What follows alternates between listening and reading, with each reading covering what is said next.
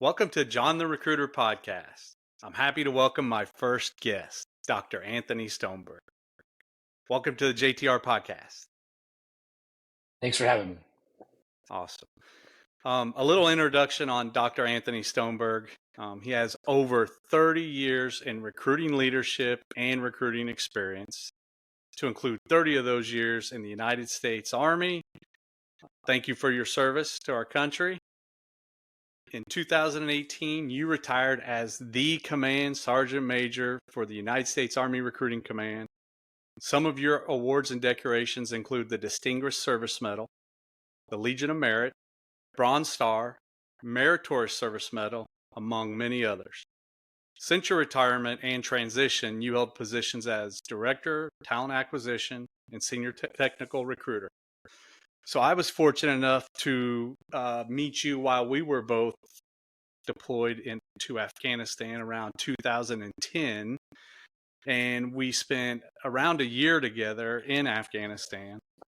And I learned from our time together about your passion for recruiting and your relentlessness to be successful, and also the same for the people that you led, which impressed me tremendously. And it developed our friendship and that we kept throughout the years.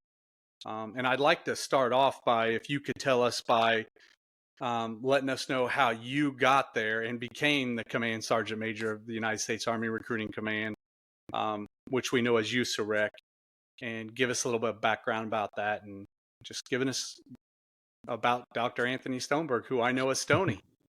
Stoney. And let's go with Stoney. Doctor's all too long. No, I appreciate you having me, John, aka Master Chief. But yeah, it's a pleasure to be here with you today. So my recruiting journey started back in 1994, actually 93.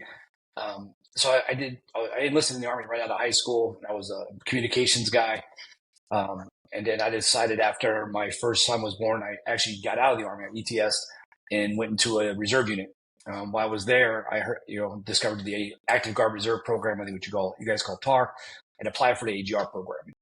So a couple months go by, and I got a phone call which says, "Hey, I got great news and I got not so good news." I said, "Okay, what's the not so good news?"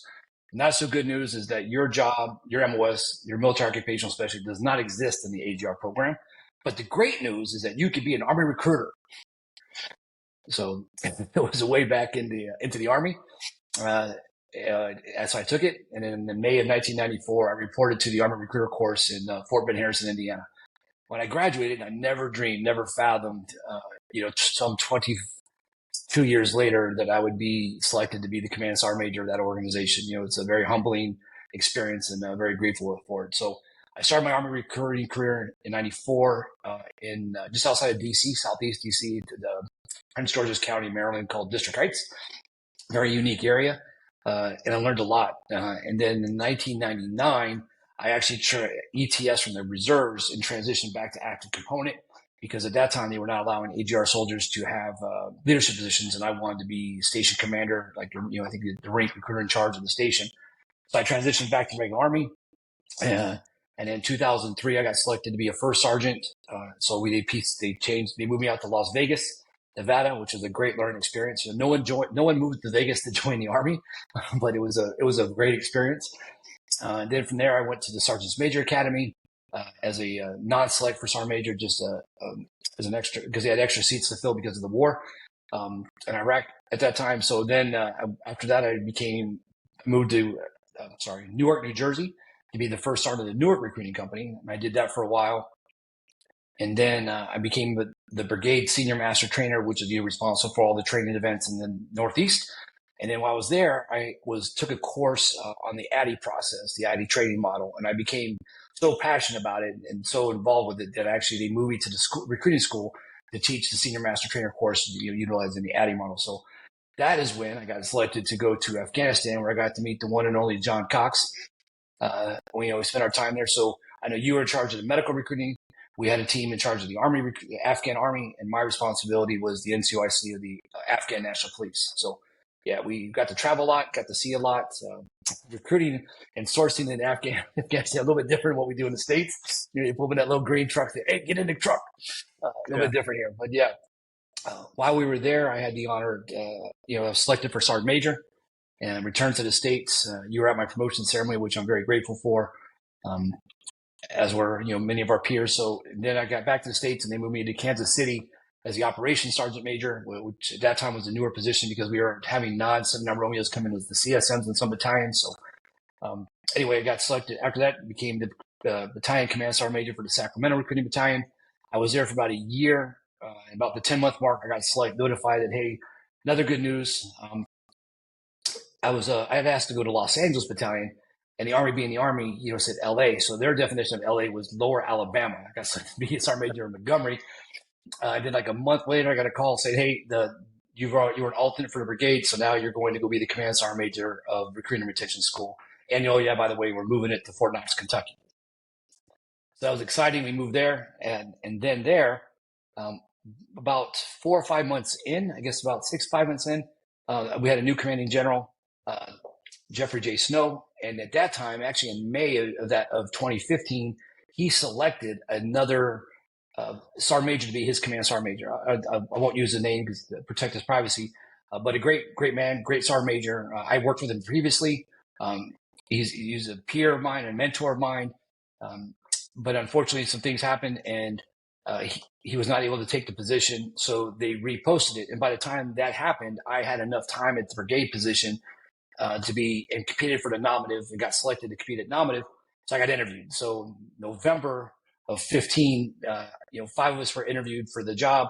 2 79 Romeos, 3 non-79 Romeos. 79 Romeo being the recruiter, MOS, and he put me through the ringer, man. I got to tell you, it was he was testing me on a couple of different levels. It was very entertaining.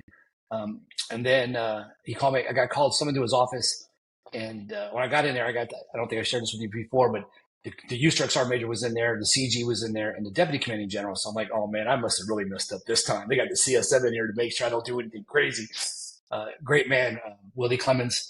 And then he said, Stoney, or Sergeant Major said, hey, I want you to be the next U-Struck Sergeant Major. And like my heart dropped, man. I was like, I was surprised I didn't break down bawling.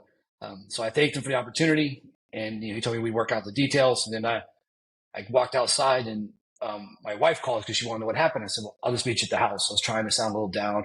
And she came in the door about 10 minutes later. She goes, what happened? I said, hug the next U-Struck Sergeant Major. So yeah. That's right. Yeah, you're either getting a promotion or a demotion when you walk into those offices. Yeah, I tell you, man, I thought for a while there he was making it so tough that I thought they were really going to find a way to make me retire. So, but it worked out. And I had the honor to serve there as the U-Struck Sergeant Major for 2.5 years. There was actually an offer. They wanted me to stay a little longer because they didn't want him and I to both leave at the same time. But by that time, we'd already made the decision to retire and transition and move down here to sunny, beautiful Florida. So, yeah, here we are. Yeah, that's my Army recruiting story. Awesome. Well, and what people might not realize is when you're the Command Sergeant Major for the U.S. Army recruiting, you're talking over 13,000 soldiers. And I can't even imagine what the goals are. The numbers might change, but it's a monthly goal, the pressures and driving, for not only just the enlisted goals, but officer goals and everything. How do you manage that as a leader? You have a lot of help. So our annual mission between the active, so the Army Recruiting Command is responsible for the active and Army Reserve mission. But you also have to build the delayed entry pool, which So our annual mission between the active, the reserve, the DEP, medical was about 120 to 123,000 a year. We have 6 brigades. Sorry, there's 6 brigades. So each one of those brigades has a commander and has a sergeant major. There's 44 recruiting battalions with a battalion commander and a sergeant major. You got 440 something, recruiting first sergeants, couple recruiting companies with commanders and first sergeants. And then you have 1,500 stations that are geographically dispersed around the globe. I mean, I had soldiers in Europe, Germany. I had soldiers in Korea, Japan, Okinawa, soldiers in Guam, Alaska, Hawaii, Puerto Rico, the Virgin Islands. So it was a lot. My focus then was really to get them. I wanted them to know, Roosevelt Theodore Roosevelt had a quote one time and said, "People only care how much you know when they know how much you care." I had a leader share that with me early in my career, and it stuck with me. So my goal was to visit every recruiting battalion in that time.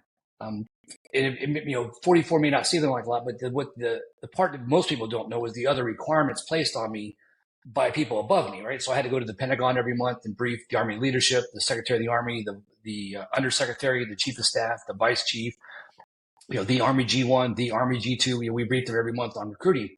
So that we had to go do that. Plus we had other engagements. So it was, the actual time I had available to schedule my own activities there, I wasn't with the CG, the CG or doing something else was kind of challenging. So I made it to all but one. But I just wanted them to have a face. I wanted them to know that I truly believed I worked for them. There was no E10 board, so there was no more promotions, right? So I wanted to know I was not just a picture on the wall, but, somebody that actually did care about them and wanted to, do my part to help them. Yeah, and I know that we have talked before in recruiting, and when you transitioned, we talked about all the training you get in the military, and then when you transition to civilian, you just don't see that training there. And that is one thing me and you talked about is how do we instill that training into the civilian world? And we both did that with some recruiters we know, but how valuable was that training you got as you went through your career and then you transitioned to the civilian? It was invaluable. Yeah, great point. When I became the director of talent acquisition for the company here in Central Florida, I had 3 recruiters and I hired a new one. And, one had 15 years of recruiting experience, but 2 of them were brand new. They had never done recruiting before. They had HR degrees or, bachelor's of science in business administration, focused on HR, but there's no school or training that teaches you how to be a recruiter, right? They show up and like, well, how do we do this? So you teach them. But, what I used was all the different techniques and procedures that we learned, from the Armor Recruiter course to the Station Commander course to the First Sergeant course to the Sergeant Major course. All those tools that you pick up along the way, I just convert them into, civilian terminology, and so this is what we're going to do. This is what we're going to track, and this is how we're going to be successful. And it worked out pretty well. Yeah, and it seems like some of the basics that we taught in the military, it's easy to convert over because it's really the same principles too.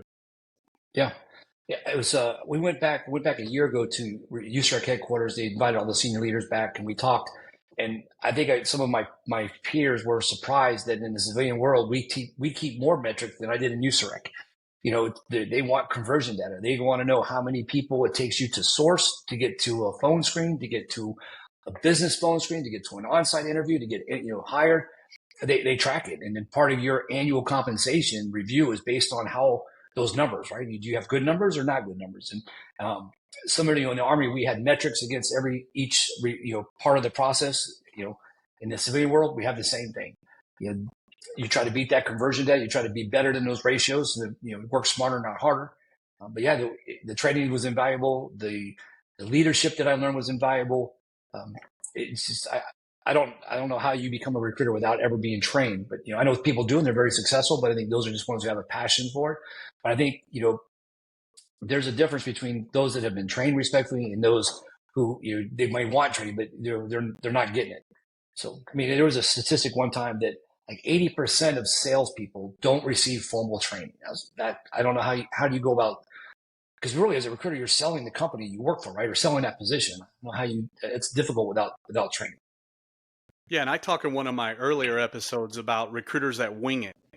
They just go, it's like you got to have a plan, you got to have training, and I say like pick the best recruiter, see what they're doing, and if you have that training, it's going to make you better. And if you keep sharpening those skills, we talk about that in the military, and I think all services do, sharpen your skills. Yeah. My son's in the military now, and all he talks about is before they deploy, they constantly train. And you did it. I did it. We always were training. And that's what I tried to instill when I led recruiters at my civilian company is we always got to train, because if you do that, you'll always get better. And I know you did that also. You train for the fight, right? So Obviously, the civilian world a little bit different. You train in the military to go to battle potentially or to do your job somewhere else. But you gotta. I still train. Even with all the years of experience I have, I'm getting too old. But I still take classes online or do other training just to stay sharp. One of the 7 habits of highly effective people, right? Sharpen the saw. You got to I believe that you have to have continuous learning. I didn't start my doctorate until I was in my, I was over 50 years old. I got bored at work. I was working for this company that will remain nameless. They're all stressed. I think I'm bored. I went back to school and got my doctorate in 2.5 years. So it's you. I also wanted to show my children, you're never too old to learn. You're never too old to get better. Yeah, and plus there's always changes in your career field, and you want to keep up with the changes. And I see it in recruiting. Everybody's trying to go to AI. Everybody's trying to look for the new best platform, what's happening. And if you don't keep up with that, you're going to get lost. Very true. One thing that time has taught me is that there's never been one singular method that everybody responds to. So absolutely AI is very important. It helps you with sourcing. One of the challenges I had before I left Army recruiting is everybody wanted to go to be a social media recruiter. Okay, I think adding social media as a method of prospecting is great, but the reality is you can't just rely on that one method. You still have to go to high school visits. You still have to call people. You still have to go do face-to-face prospecting because not everybody is on social media. I mean, it's when you rely on it and you don't have the knowledge or the capability, it's not effective. I have older children, but my youngest son is getting ready to graduate here in 2 months. He made it through 4 years of high school and never saw an Army recruiter, never saw a Navy recruiter, never heard from an Army recruiter, never heard from a Navy recruiter. He had one, where he saw one Marine recruiter at school. The Marines always love the school, but that's it. I mean, so great. You're using social media as your prospecting method, but you're missing qualified talent because you're not using all. I'm a firm believer you got to sprinkle it across all, right? You got to find what works for you, but also which method has your highest contact percentage. One of the things I learned, as a recruiter is I learned that if I could, I monitored what time of the day people answered their phone, what time of the day seniors answered their phone, what time of the day can I catch a senior at school, when can I catch them at the mall, wherever they were. You keep data, so it's not that people think, well, you just love data. No, I want to work smarter. I had a family at home. I wanted to go home and see my kids. So I knew if I could prospect for 1 hour using this lead source, it would be more productive than 5 hours of this other lead source. So it's, you have to use multiple and see which works, but you just can't rely on one. I think one of the reasons, the Army right now is struggling is because they're trying to get too far advanced and they're not keeping the basics. You got to have advertising. You got to have supporting fire. You got to have the, recruiters in the school. You got to have awareness. And the nation right now doesn't have awareness. They don't know, we're changing the Army, changing uniform again. Like, pick one. The Army has an identity issue, and I think it all stems from trying to focus in one area where you have to focus in that. And I see that in other services too, but I also see that in civilian companies where they concentrate on, okay, we're going to do just all in on LinkedIn or all in on Indeed, and they don't spread throughout other platforms, and they don't go to career fairs. They don't go, hey, let's go out to other things. Like, hey, no one goes to competitors anymore. To ask a recruiter, hey, go out and meet people. It's almost like you're asking them to do something where it's against HR policy.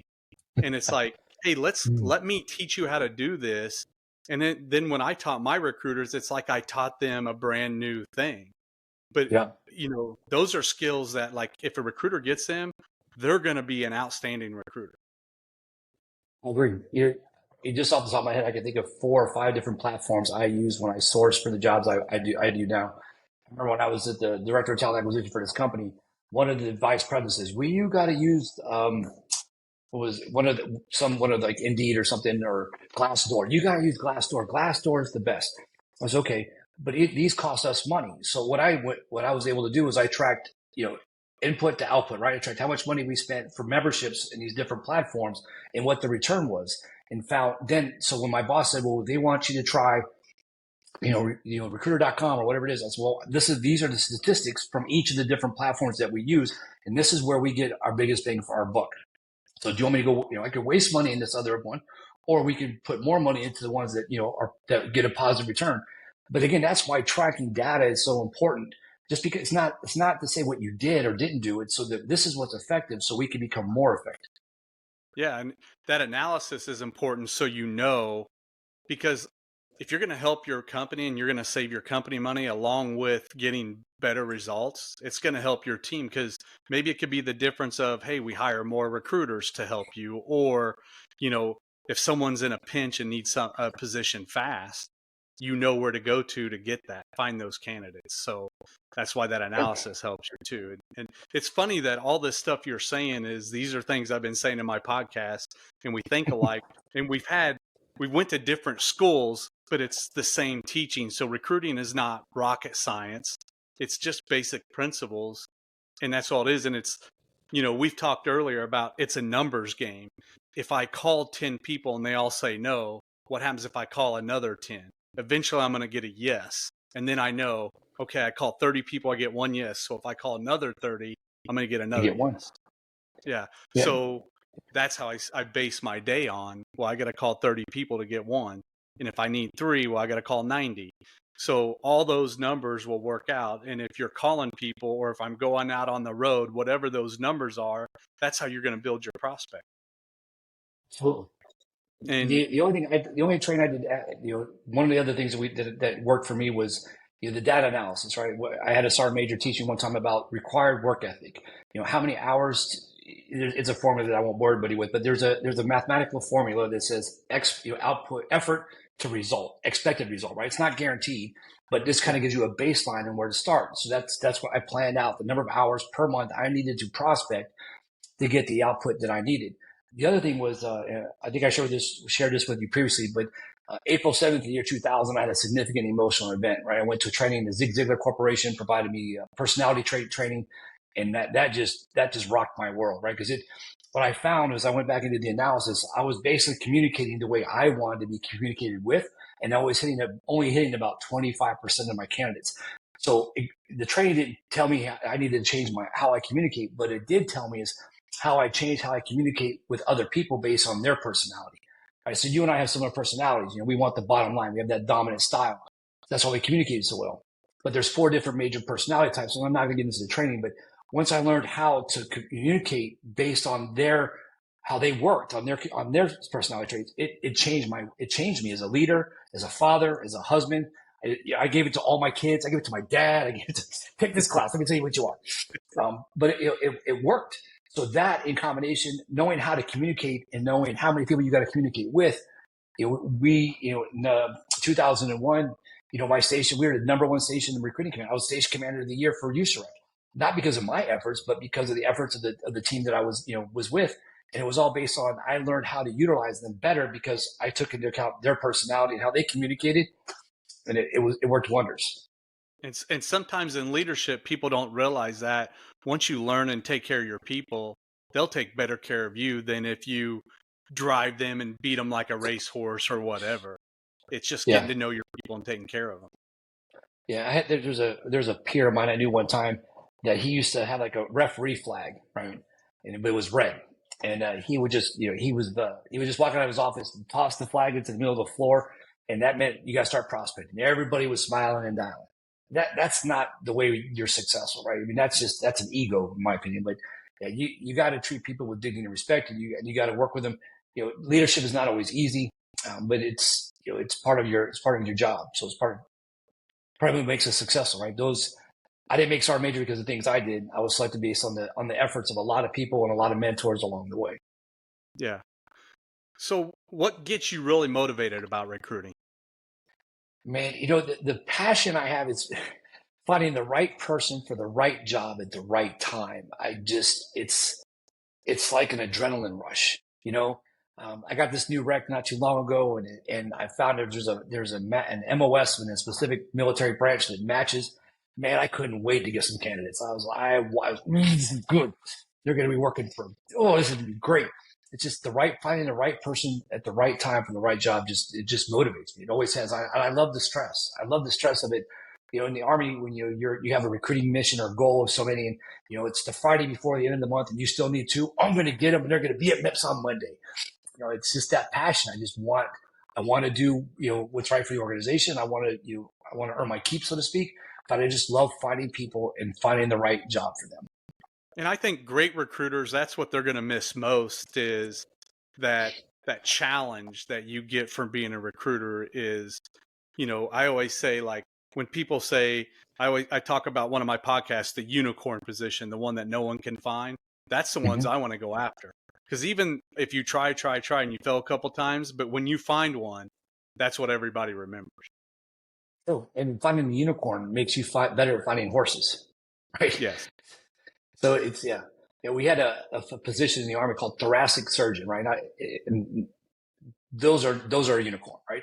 So trying to go find one of them there's only like 200 registered in the United States or some crazy like that. So you don't know how to dig for that unicorn. Go and find somebody to be, to work at, another organization is pretty simple. Well, not simple, but I would say easier. So with your passion, I talk about being relentless. What advice would you give to people about how do you be relentless in recruiting? I think it boils down to just passion, right? Recruiting has to be something that you have a passion for. You have to have a passion for people. If you want to be relentless, in the Army, it was easy, right? You wanted to be relentless because, one of my leaders early on said, if we don't fill these jobs, there's a platoon that has to deploy that's undermanned. There's a company that's going somewhere that's not 100%.